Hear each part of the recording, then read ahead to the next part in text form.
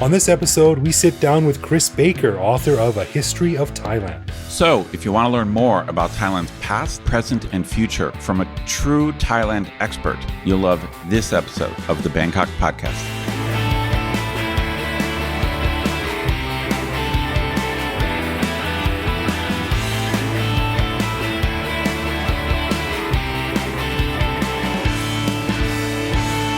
Sawadee krap, and welcome to the Bangkok Podcast.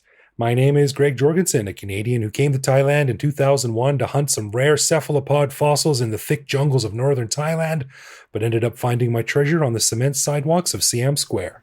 And I'm Ed Knuth, an American who came to Thailand on a one-year teaching contract 21 years ago, fell in love with the exhilarating but grim satisfaction of killing mosquitoes with a bug zapper while I lie in bed at night, so I never left. Cathartic.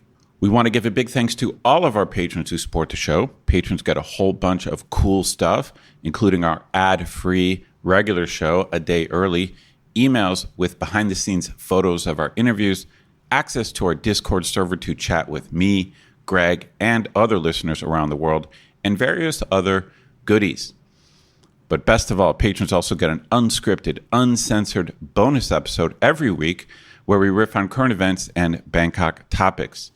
We just finished recording this week's bonus show, and we chatted about how absolutely insanely hot it's been in Bangkok over the past few days, how some million-year-old seashells ended up in the sidewalks at Siam Square, and that enviable problem that I find myself with as I face down 3 weeks of paid vacation, but have yet to decide what to do. To learn how to become a patron, click the support button at the top of our website. Right, and as always, if you have something to say or a show idea or a joke or just want to say hi, head to bangkokpodcast.com and click the little microphone button on the bottom right to leave us a voicemail that we'll play on the show. And hey, before we get into it, Ed, I don't think you've seen this, but I want to read an email that was sent to us by two of our listeners, Mark and Jackie. This is really nice to get. Check this out. It says, Dear Bangkok Podcast, we are British expats living in Dubai for the last 28 years. We started listening to your show 5 years ago, around the time we decided to buy a house and aim to move to Hua Hin. Your show became a Friday-long dog walk listening routine for us. Attached is a photo of our last dog walk in Dubai, us leaving day one quarantine to our house in Hua Hin on Wednesday, and our first Saturday long dog walk in Hua Hin. Thanks for all the entertainment and knowledge, Mark and Jackie. Isn't that cool? Wow, awesome to Mark and Jackie for moving to Hua Hin. Yeah, man, 28 years in Dubai. I mean, they get the Joe Cummings level expat merit badge. Yeah, good for them for lasting that long in Dubai. A lot of people wouldn't be able to handle it. I think, like a lot of people say that about Bangkok too. Like, neither place is for everyone.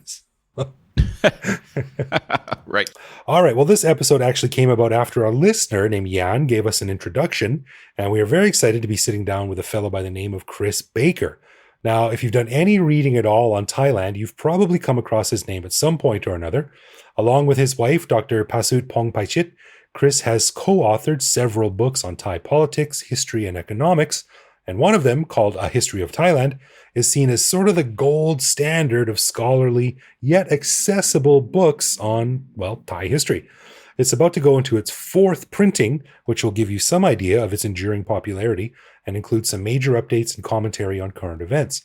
So Chris generously sat down with Ed and I to talk about the updated version of his book, the story of how he came to Thailand as an idealistic young punk, much like we did, Ed, and his thoughts on Thailand as it stands today and what it might look like a bit down the road. So here is our awesome conversation with author Chris Baker.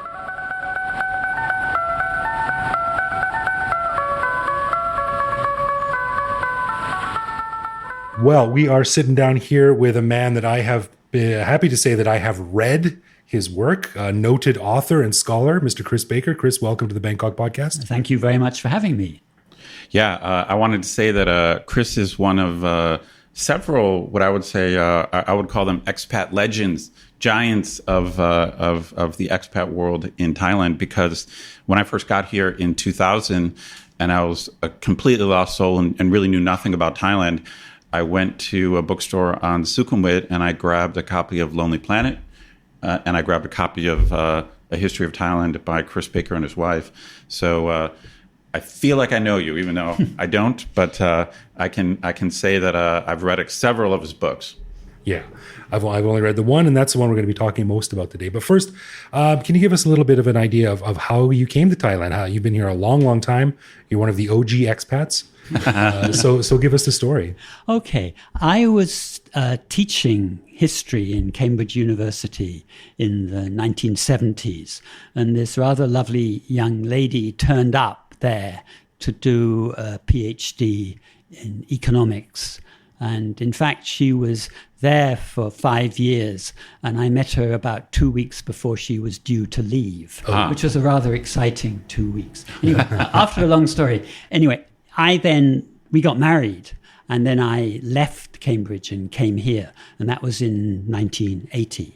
And I went to work in business first. I worked in a research company.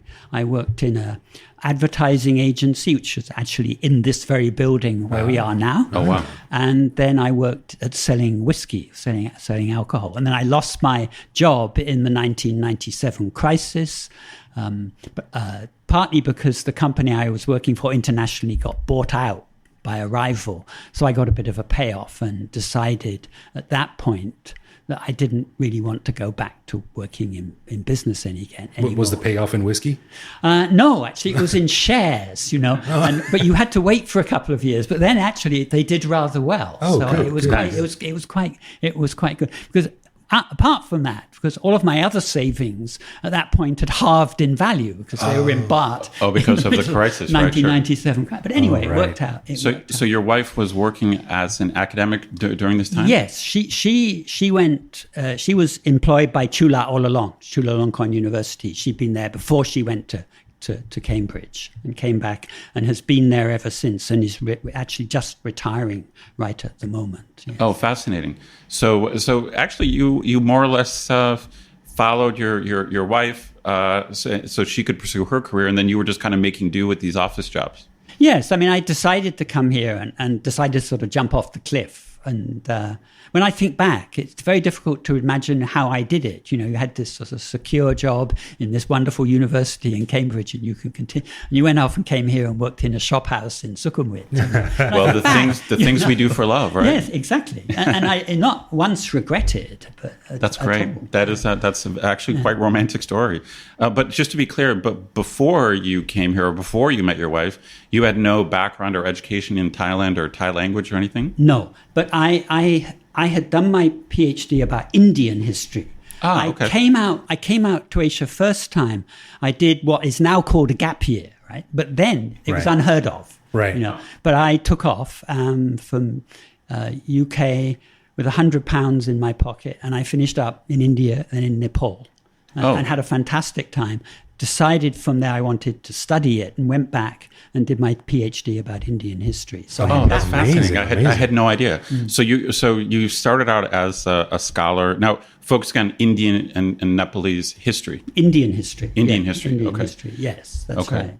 But I knew very little about Thailand at that time until I met my wife. Very, very little indeed. Yeah.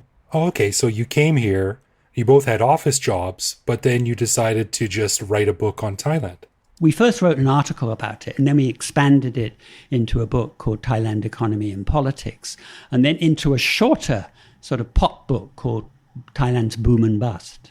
Right, so I have that book on my shelf. That's how we got started. I have that book on my shelf. So I've got a couple thoughts.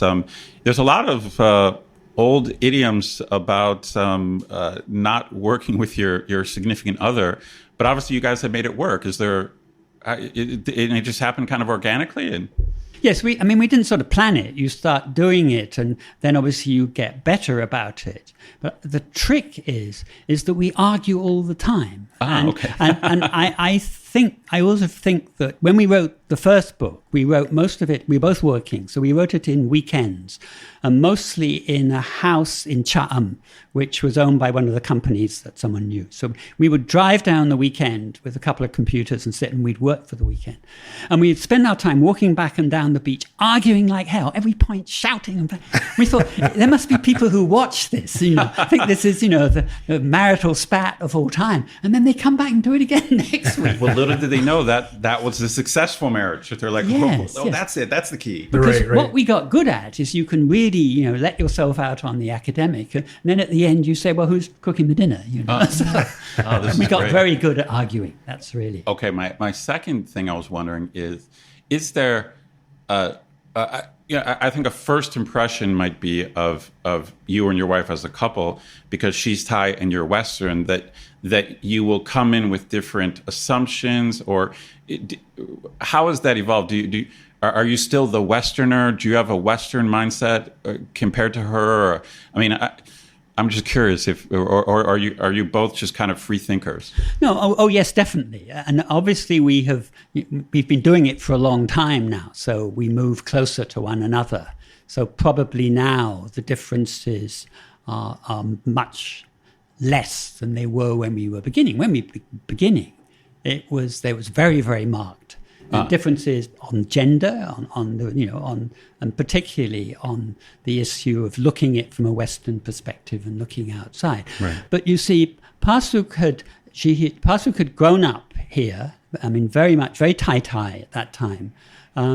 She was born in a village outside Bangkok, and then brought up in Bangkok. But then she got a scholarship and went and did her BA in Australia. And that was a big opening for her, because not only was it, getting into the Western mindset, what particularly took her was the kind of egalitarianism of Australia after living in this very hierarchical society here. Now, she really responded to that. So she was somewhat Westernized, or at least... Yes. Okay. Yes, absolutely, yes. Yeah. Right. So now in the ensuing years, have you become Thai-ized? Has it gone the other way for you? Have you swapped places now? Yes. Well, some of our friends, when they introduce us, they say, well, he's now more Thai than her. Right. So it's a joke. That's great. So you mentioned that your first book, and then you did the second book, The Boom and Bust. Mm-hmm. And then... I think what we're going to talk most about today, and what I first came to know you through, was the history of Thailand. Talk about how that came to appear. We were asked to write it. Cambridge University Press approached us and said, we want a book on the history of Thailand. Will you write it? And this was the time, this was just after, you see, I had lost the job in the 1997 crisis. And I'd started doing a lot more writing. And actually, particularly, that's when I sat down and learnt to read Thai. And I did it particularly by reading all the history books that I'd wanted to read over the last 20 years. So I had the chance then to sort of crush this all into a book for a Western audience. And on top of that, by this time, Pasuk had become quite famous in the sort of economics world, because she did work not on standard economics. She worked on corruption, the illegal economy, social movements, stuff like that, which got very popular. So she was getting invited places sort of all around the world. She didn't like going on her own, but as soon as I lost my job, she had someone to carry the bags. So I went round with her, and we had a terrific time. We went to Australia, we went to Japan, we went to Seattle, for these sort of 3 and 6 months. Incredible. And she would, do what she would have a visiting job, and she would do that. And I'd get my visitor's card and go into the library. So the book was sort of written on the hoof around here. You really are a fascinating team, because you are the trained historian who's just really learning Thai language, but she's Thai and obviously masters the language, but also has an academic background. So there is an obvious synergy there. Yes. We discovered there was a lot of synergy, which was very nice. And so did you find that you really had to lean on her for the Thai language? Ever since I've been in Thailand, I do lean on Thai people a lot for when it comes to Thai language. Unfortunately, still today. We can add Chris to the long list of people we've interviewed that speak Thai way better than us and embarrass us. Well, I'm sure there's no doubt about that. But what was it like? How could you be reading these Thai history books written in Thai? That's not even modern Thai, right? Oh, no. The stuff I was reading was histories written in the last 20 or 30 years. I see, more written recent by stuff. Thai historians. I see. Oh, okay. That's easy. Much easier. and then because I was doing that to learn Thai. And then when you do that, you read them, and in fact, you cheat. You tell yourself you can understand it when you can't. So then I started translating. So first one was to translate a history book called The Thai Village Thai Village Economy in the Past by Chatip Natsupa, a good friend of ours. So that translated it, and that was a very good way to improve my Thai as well as. Sure. Right. So when the book came out, A History of Thailand, I mean, it's kind of considered one of, if not the kind of gold standard of accessible Thai history tomes. What was the response like? And it was a great success, or did it take some time to pick up steam? No, it was a slow success. I mean, it took some time for it to be established that it was, accepted, and it lasted for some time. To me, it's a great mix of kind of scholarly research, but it's quite accessible. It's a fairly easy read. It's not a difficult read. Yeah, yes. Well, I mean, there's two things. I mean, there's a couple of things. I mean, one, we didn't want to write the sort of standard history where you write about the kings and the politicians alone. So the book is very much a social history. I mean, it tells the story of how the people got here. How there was a land frontier and how the peasant economy was there, how all the urban people and stuff came from China. So it tells that story. Right. And that was one part. But the second part is that when in this period of working in business, one of the chunks of that was working for an advertising agency. And that taught me about communication. It taught me, academics don't think they like what they write. They don't think about it being consumed from the other end at all. But I'd learned, I'd been sitting, watched how people think about creating advertising and also how it is consumed, and it's purely. So as I put quite a lot of technique, some of it's natural writing, but quite a lot of it's technique as well to make it accessible. That's interesting, because when you say translation, a lot of people, most people assume it's just like from language A to language B, but there's also translation within the language.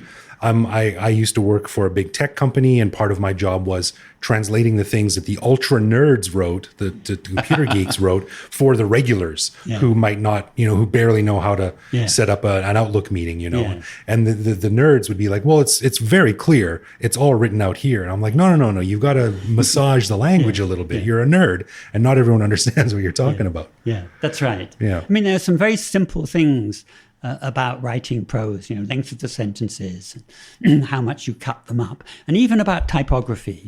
If you can avoid, funny symbols and everything else, it's much easier to read. And your eyes don't get so tired. I mean, it's a lot of technique which most people don't study. Yeah, and a lot of context as well. Yeah, sure. I want to get back to this question of your kind of role as the Westerner, and this is something that Greg and I have to worry about on the podcast, since we're two white guys. And we don't want to be the white guys who act like experts on Thailand. This is a big problem in the expat community. So you get guys here 2 weeks, and they're lecturing Thai people about, you should do this, you should do that. Right. Now, your situation is different because you're literally have a PhD, or you're a historian. What is this ever something you worried about? It's also different because your wife is Thai, but did you ever worry about being the white guy teaching Thai people about Thailand? Yes, I mean, obviously, yes. But the check there was that the first reader of everything I'm writing is Pasuk. So you've got a check absolutely there. And in the same way, I was working as a check on her with stuff that she is writing in English for an international audience as well. So it was a very productive team in that sense, yeah. No, it's something I think about a lot because at my university, I'm normally teaching about the West, but sometimes there's something happening in Thailand which is so relevant, I can't not talk about it. Yeah. But anytime I'm talking about Thai stuff, I just feel odd, being a foreigner and standing in front, and there's all these Thai people, and I'm talking to them about Thai stuff. But we also have a right to do it. I mean, a Thai person could teach a class in American politics. Why not? Yeah, that's right. And we got particularly concerned over this because after a time we translated History of Thailand into Thai. And it took some time because these things do take time. We didn't complete it until 2017. Oh, I didn't know on that. on the third edition. Pasuk did the translation, the first round, and I can't do the first round, but I can edit. I can't write Thai very well, but I can edit all right. So, and it edited it to have something of the same feel of the English one. Then it came out, and it was launched by Matichon, the big newspaper group, and it was launched at the book fair. And we had actually been in Japan at that time. We came back in the middle of the book fair for a launch event. We came to their booth, and they had all of their books and their bestsellers, and there we were at number one. Oh, wow. And this is the biggest, serious publisher in Thailand at the big book fair. Right. And you could blow me down. Oh, absolutely blow me down. And they did a big launch event there. The room was absolutely packed. We sat answering questions for hours, and then there was a long line of people signing books. Wow. Oh, that's great. I just couldn't believe it. Because when we did the translation, we decided, partly from laziness, we'll change nothing. We won't say this is good for the Farang and this is good for the Thai. We translated the whole thing straight, not changing. Oh, that's great. A word. And it's been popular among the Thai audience. It got reprinted 10 times in 2 years. Oh, that's great. Still very, very popular indeed. But the trick was, and we didn't realize at the time, but the publisher, Matichon, did, this youth upsurge that we have seen had already started underneath. So there was this demand from the kids to know a story which is not being told to them by the standard history books which is not propaganda, they get at school and even at university. Holy moly, is that ever a good segue into what we wanted to talk about? Yeah. Right. So we got invited to go and talk here and there and saying, it was amazing, quite amazing. Well, Ed and I were discussing this just before we met today. So, we were talking about the current landscape, the current situation, and we were wondering what you thought on that. You want to? Yeah, well, there's this question of everyone. And honestly, this happened even when I was here in 2000. I went to a seminar, and this was the Thai government wanted ideas about how to improve Thai education. And I feel like this is something that is just constantly talked about. It's almost the way they always talk about how they're going to solve the flooding problem next year. Or traffic. They're always talking about it. And there's always plans and agendas, and they hire consultants. And it really seems like something's going to get done. I mean, but then it never does. I feel that currently there is a debate about, and I think it is really, I think it focuses on Thai history or the way Thai history is taught. And the worry is that, of course, the worry is that some standard history books are very nationalistic or more akin to propaganda. But then maybe possibly some other books they're worried are feeding Thai people, I don't know what, Western ideas. Crazy Farang ideas. Yeah, it's a classic problem. There's battles in Texas over textbooks. And how does this debate affect you at all? I mean, is your book ever used in schools? Do you know? Oh, I shouldn't think so. I doubt it very much. Yes. The thing is that the Thai schooling system is designed for socialization rather than education. It's to produce a particular type of, if you like, obedient citizen. Okay, but they don't say that. What I'm saying is since I've been here, they keep saying we need to teach our kids to think for themselves. They say that all the time. I know, but they never do. They don't really mean it because then when the kids do think for themselves, if you've ever gone into the Ministry of Education and talked to the people in there, I've had the experience of doing a couple of projects which involved me, and you talk to the people who are in there, then you realize they have a very, very narrow mindset. They are convinced, that this hierarchical society of which they are a major part has to be maintained, and the way to do that is through the schooling system. So however much they talk about reform, and you're right, I have seen many thousands of these reform schemes, they never work because they will not let go. In the end, they will not let go. Yeah. So this current sort of protest movement now that's sort of on hiatus, I guess. I mean, COVID came along and kind of derailed a lot of things, including the protests that were getting quite large and quite vociferous. Is this different now? Oh, yes, this is very different. And this comes from this generation of kids growing up with this device in their hand, which frees them from the channels of information that they've had in the past, where Right. you only had your parents or your teachers talking to you, Right. or you had the media here, particularly electronic media, which were very closely controlled by the government and still very are. And you suddenly have this thing in your hand where you can search and you can find and you can communicate also with other people. And this totally and utterly changes things. So these kids who came out on the streets a couple of years ago just are so different. And I went to look at some of these demonstrations, but watch many more of them on television.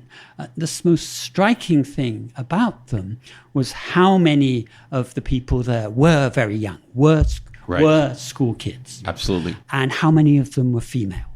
How many were women? Yes. Interesting. Yes. Okay. So this was a rebellion against this kind of socialization, this control, this hierarchy, but also against the gender bias as well. These women who won't take it anymore. Interesting. Wow, that's an interesting element I never really saw. I was surprised. I mean, this is a bit of a tangent, but I was surprised in 2014 how much of the anti-Yingluck stuff was very chauvinist and mean-spirited, just criticizing her as a woman with some horrible Thai words. I was sitting being interviewed by, I think, not CNN, but some American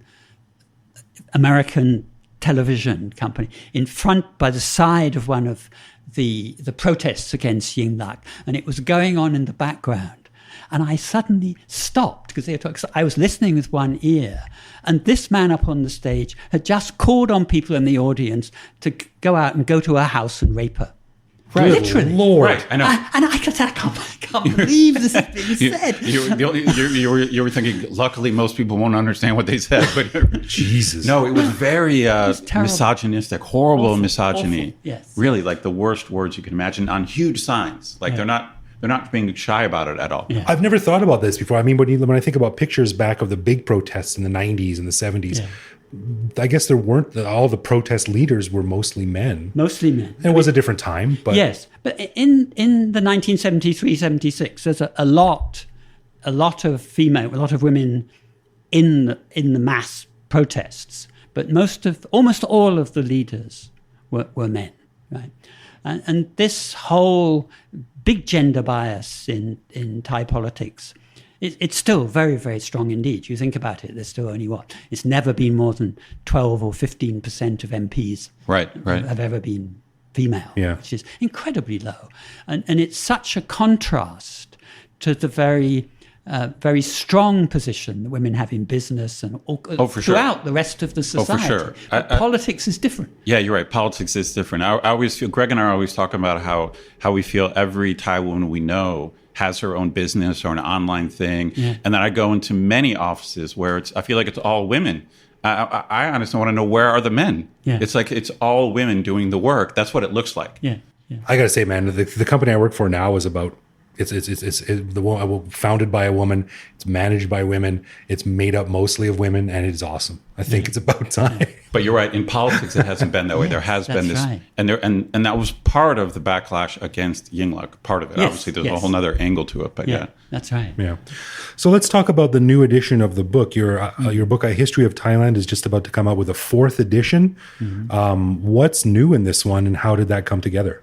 Well, we had updated it twice before, but they were just kind of, to keep it going. We just added bits on the end. So, but when about 3 years ago or so, and we thought we wouldn't update it anymore. After all, it's now over 10 years old. We thought, it's had it now. But then in this incredible politics of the last 10 years, we thought, why don't we try again? Why don't we, rewrite this ending bit, the period more or less from 2004, 2005 to the present day? Why don't we scrap all the bit which we'd written about this in the past and write it all again from scratch and write it as one piece? And that was the idea. So we proposed that to the publisher, and they said yes. And we started on it. And then COVID came, so it got delayed for a year during that.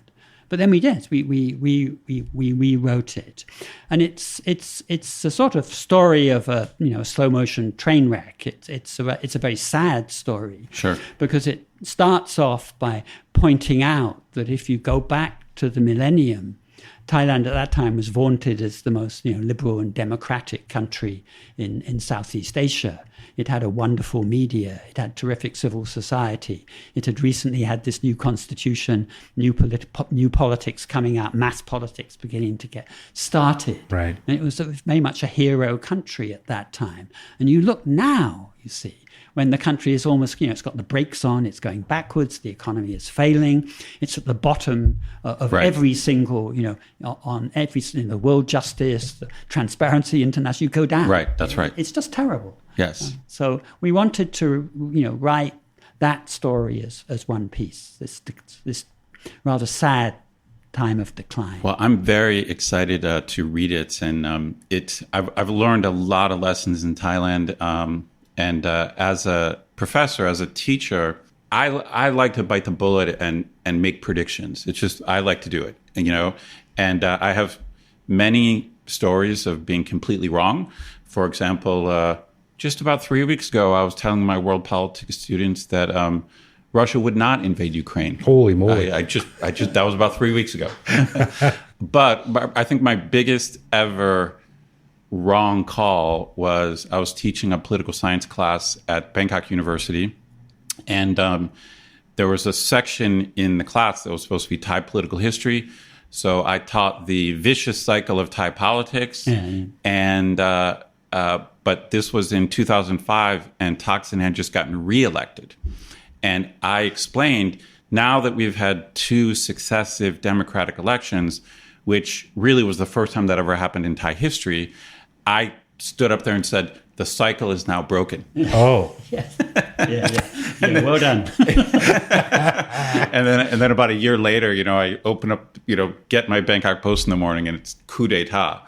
So I've been burned many times. But, I'm not going to ask you for any specific predictions, but you do feel that this generation is different. So it's because you've seen many waves, more waves than we have, So you're getting a different vibe from what's going on now than 92, 2006, 2014. You feel this is different? Yes. I mean, I think partly it is the vicious cycle. Partly we have had this authoritarian reaction, and now there's a reaction against that reaction setting in. That's one part. But the generational thing really does make a difference to me. And it's not just the the ambitions and aspirations of the young against, the old. It's more than that.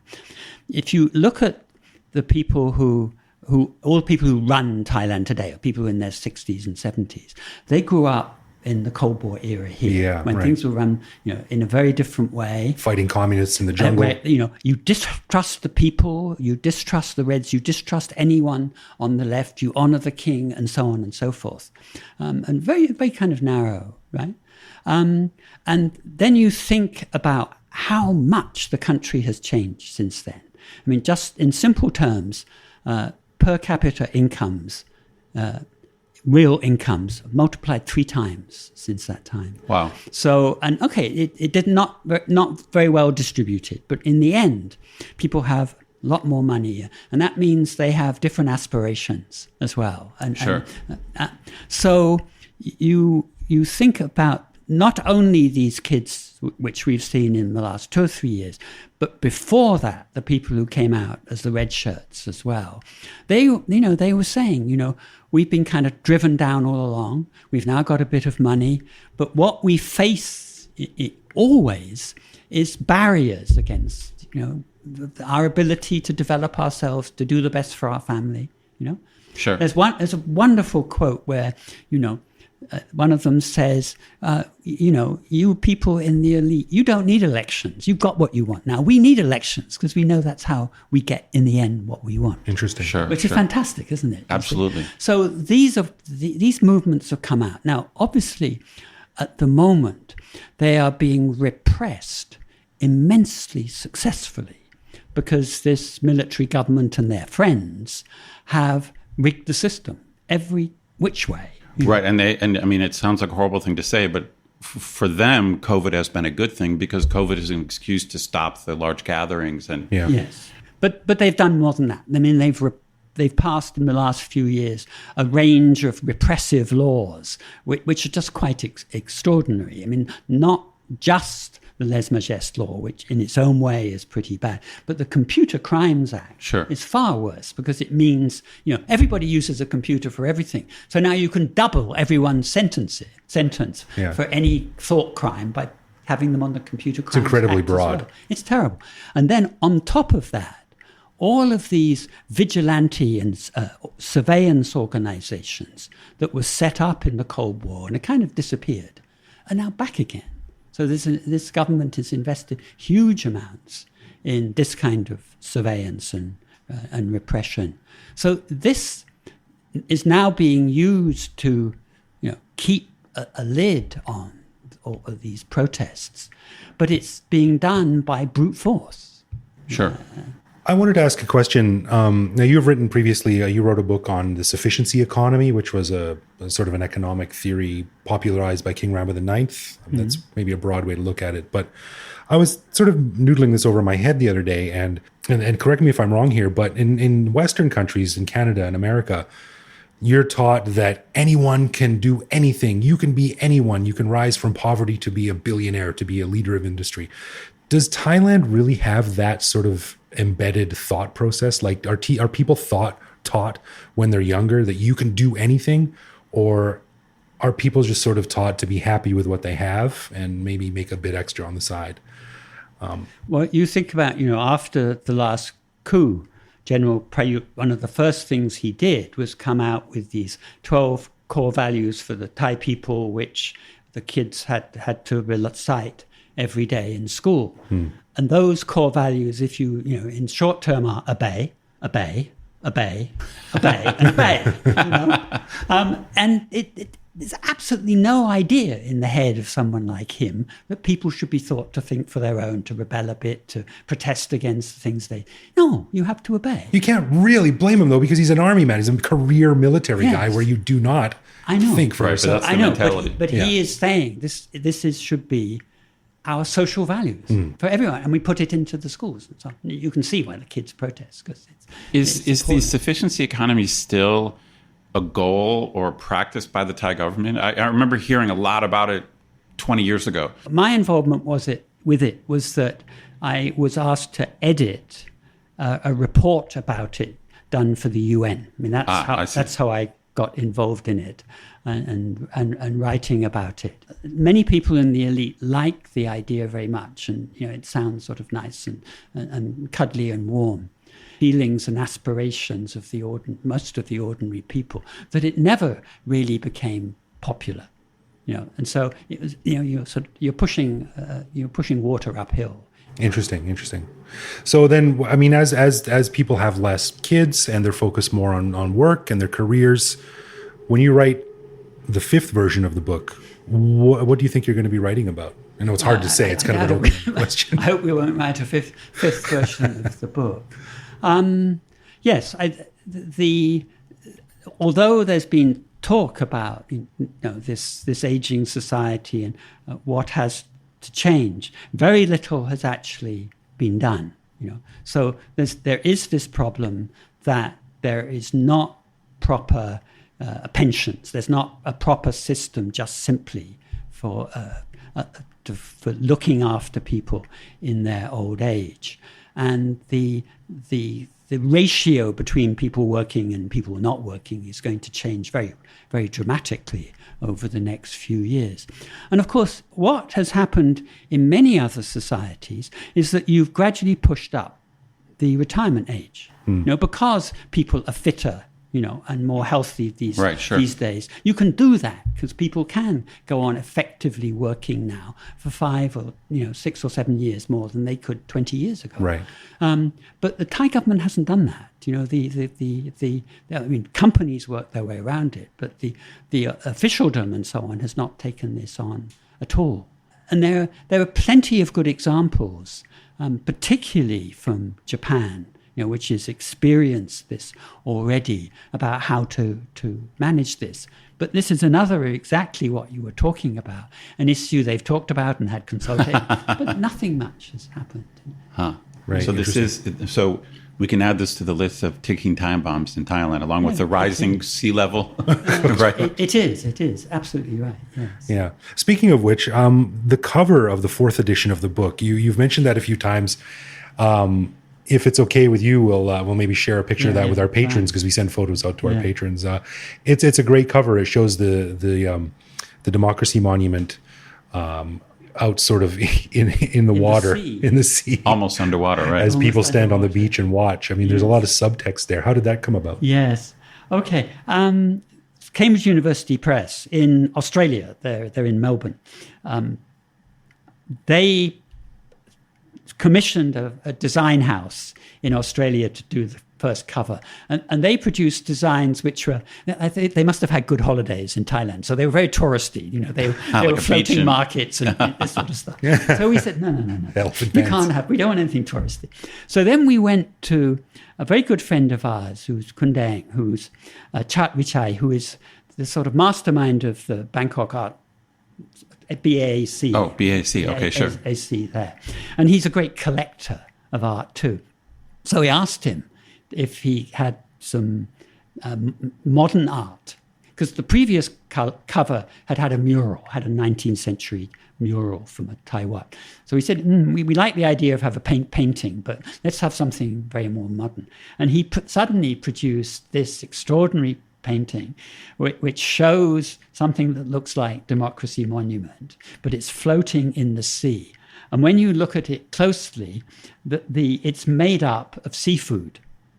I see. This is actually prawns and fish and all of these things. And we said, this is fabulous. And we sent it to luckily the publisher in Australia, they liked it too. They all thought it was good. And then they sent it back to the design house. And the design house then put this extraordinary frame on it with sort of lurid day glow colors. And it shouldn't work, but somehow it works very, very well indeed.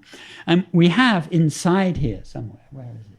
We got the artist to write up. He comes from Chonburi, which is a coastal fishing port, and he says he likes seafood one day, and he one day, just this image came into his head of it sitting there, and he thought, everyone wants democracy, he said, and everyone likes seafood. So he put these two things together, and then he put the beach in front of it with people on it, and there are people lying naked. If you look closely, there are people lying naked on the beach. Oh my goodness! And there are other people looking out to sea, but they're looking at the seafood, not at the naked bodies. That's great. Yeah. It's just weird enough that it'll confuse people, so people won't know what to protest. Yeah. Artist thing. Here we are. Yes. He says, one day when I was working on a painting and watching the news of a demonstration, this was just before the last coup, by chance a thought ran through my mind. Democracy is like food, good food which people like to eat. With that thought, a scene instantly popped into my head of the Democracy Monument floating in the sea. I sketched out the idea, but somehow didn't like the four wings of the monument. At that time, our Prime Minister happened to be a woman, Yingluck, whose nickname is Bull, meaning crab. That made me think of using sea creatures, prawn, shellfish, crab, fish, for wings on the monument, and so on. It's marvelous. It's great. It's a great cover. So, Chris, as we're wrapping up here, this book is called A History of Thailand, the 4th edition. Are you optimistic about the future of Thailand? Very mixed, very, very mixed indeed. But by profession, I'm an optimist because, I think why be anything else? But it's quite difficult, I think, in the current situation, in the situation in which this current power group have institutionalized their power so very, very strongly indeed. It's very hard to see something happening very quickly. On top of that, you then put the whole COVID thing, and now, of course, Ukraine and where that is going to go. It's very difficult to see how the Thai economy, which has declined so much in recent years, is going to get going enough to be an engine which can create new forms of prosperity and get things moving. Very, very difficult indeed. And I guess the other factor in that is how unequal the society has become. It's always been pretty unequal. But on top of the inequality in incomes, what is really striking in the last few years is the inequality in wealth. It's become very, very concentrated, and very few people now have very, very big wealth. And what the problem with that is, as we've seen many other parts of the world, those people will then invest in the kind of politics which keeps the people in power who will defend their wealth. For sure. Yeah. And so that makes it very difficult. These things put together makes it very difficult to be optimistic. But on the other hand, I always think that you have to have faith in the mass of the people to be able to make their own future and to fight to make their future, and they generally tend to do so.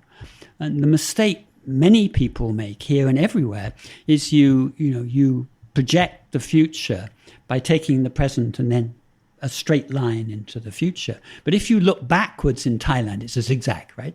Oh, sure. Yeah. So you must remember that when you look forward. Right. So I think it's this country still has a capacity to generate surprise. Nobody really predicted Thaksin Shinawatra, that this man would suddenly come out and absolutely change anything. And nobody really, if you're going around 2005, predicted we were going back to an era of military politics. Right. So I don't think anyone can really predict right now what might happen. And given the number of variables at play now, including the situation of the monarchy, then all kinds of things can happen. There's the title of your next book, The Future is a Zigzag. Chris, thanks so much for sitting down with us. It's a pleasure to meet you and talk with you. And when will this, I think by the time this episode comes out, your book will be on the shelves. When does it come out? Well, they still haven't given me a date, but I think it will be either at the end of April or early May, about then. Okay. Yeah. A History of Thailand, 4th edition. Yeah. It's well worth a read. And audience listeners, if you haven't read it, it's a fantastic, very accessible introduction to A History of Thailand, which is Absolutely. exactly what it is. Very, very highly recommended. Yeah. Chris, thanks again. And we hope to have you back on one day. We extend an open invitation. Whenever you want to come and talk about whatever, we're here for you. Thank you very much. Thank you, Chris. Thank you very much. Thank you.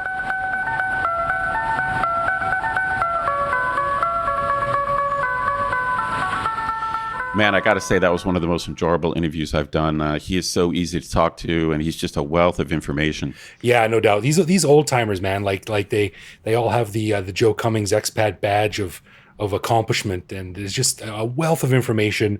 Both in terms of from a global perspective and is sort of drilling down into Thailand too. I love talking to them because they're so fascinating, and guys like Chris, just like he's written books and he's got so much interesting stuff to say, and we all got to listen to guys like him. You and I have joked about it before, but there's there's all different levels of expats. We've even had shows on it, but then there's just this like Yoda-like level, right? It's like we've joked before that they're not black belts; they're like red belts. They're like on another tier. Yeah, right. And I should say too, like just because you've lived in Thailand for 21 years, like you and I have, like don't listen to us. Listen to guys like Chris. That's right. He's the real deal. That's right. Just because we've lived here doesn't make us an authority. Yeah, it's just something cool about guys. I think Joe is in this category that they've managed to be scholarly. They've managed to have like legitimate kind of scholarly credentials while having a lot of real world experience as well. Yeah. Like just being normal people. Maybe have a Thai wife or just. They've just done a lot of stuff in Thailand, but then they also have like academic or scholarly credentials. You put that together and you get like guru level, Yeah, the type of person that I'd be really bitter and angry about if he wasn't so nice. So That's right. That's exactly right. Yeah. On top of it, he's super nice and just very easy to talk to. Just you and I also have talked before about it's not always easy to interview people. Our listeners sometimes we actually interview people and we end up not using it just because some people it's kind of like pulling teeth, but then other people it's very conversational. It just seems to flow. Yeah, exactly. That's what we want, and we were lucky to get that with Chris. So, Chris, thanks very much for coming on the show. It's great, and like we said, there's an open invite to come back on whenever to talk about whatever, because it would be a For pleasure. sure. Yeah. Absolutely. And his book, the fourth edition of the book, is not available just yet as this show drops, but you can pre-order the paperback on Amazon, and you can order the Kindle version right now, and we'll put the links for those things in our show notes. So if you're interested in that, just check those out. Very cool. I'm literally going to do that because I think I either read the first or second edition, and it was about 15 years ago. So I'm due for a reread. Yeah, no doubt. I think we all are, yeah. All right, let's get into some love, loathe, or live with, where one of us picks a particular aspect of living in Bangkok, which we then discuss and decide if it's something we love about living here, loathe about living here, or have come to accept as something that we just have to learn to live with, no matter how we feel about it. And last time, Ed asked me what I thought about non-stop beach vendors, so this week it is my turn. All right, hit me, man. So, Ed, what do you think about this when you go out to a restaurant or something somewhere, or a beach, or somewhere outdoors where you're going to be sitting for a little while, and they hand you that lemongrass bug spray, the mosquito spray? What's your reaction to that? Oh, yeah. Okay, so is it actually lemongrass? I don't even know what it is, but I think of it as just some herbal thing, like some herbal, like natural bug repellent. So that's what you're talking about? Yeah. I'm pretty sure it's lemongrass. It reeks like lemongrass. No, you're right. I never really put that together. I got to be honest. I'm just pretty skeptical of it. I always think of it as being like low rent or cheap, like they couldn't afford the real thing. To be honest, I mean the smell is not bad. I mean, if you think about insect repellent, like hardcore, like DEET kind of stuff, it doesn't smell good. No, right? but you're saying you prefer that like Agent Orange DEET chemical stuff to. I guess so. Yeah. I'm curious. This is an interesting thing. Like, does it actually work? Does the herbal or lemongrass stuff? If I want to see the studies, man, show me the evidence. Like, if it actually works, it does smell better than the sciencey stuff. No, I love it. I think it works great. I mean, my feet must be full of delicious blood because whenever I go out and I don't put anything on, the bugs just go at my feet like crazy, like a smorgasbord. But that lemongrass stuff, I put it on quite liberally, and it works great for me. And it works. All right. I got an open mind. Before you told me that, I would have been like a mild loathe, only because when I smell it or when they give me that stuff, I always wonder, like, are they cheaping out? Right. You want like... Is this just some local herbal thing? Is this some like local herbal thing that costs 10 baht? Right. Whereas you'd be more happy with a can of Off that had like all these skull logos on the side. Like... Right. Give me the poison science. Yeah, there is a limit to this stuff, though. It's like when someone gives me a salt crystal. It says, this is natural deodorant. You don't need any of the other stuff. I'm like, nope. You're like, nope, I don't think so. All right, cool. Yeah, so I guess I'll put myself in the live with category, but I'll check it out. Maybe I'll give it another whirl. Maybe I'll become a love in the future. We'll see. All right, cool. A final thanks to our patrons who support the show. Patrons get a ton of cool perks and the warm, fuzzy feeling knowing that they're helping support the show. Find out more by clicking support on our website. And connect with us online. We're Bangkok Podcast on social media, bangkokpodcast.com on the web, or simply bangkokpodcast@gmail.com. We love hearing from our listeners and always reply to our messages. Totally. And you can also listen to each episode on YouTube. You can send us a voicemail through our website that we'll feature on the show, or even reach out to me directly on Twitter, where I am BKK Greg. So thanks for listening, everyone. Stay safe out there, and we'll see you back here next week.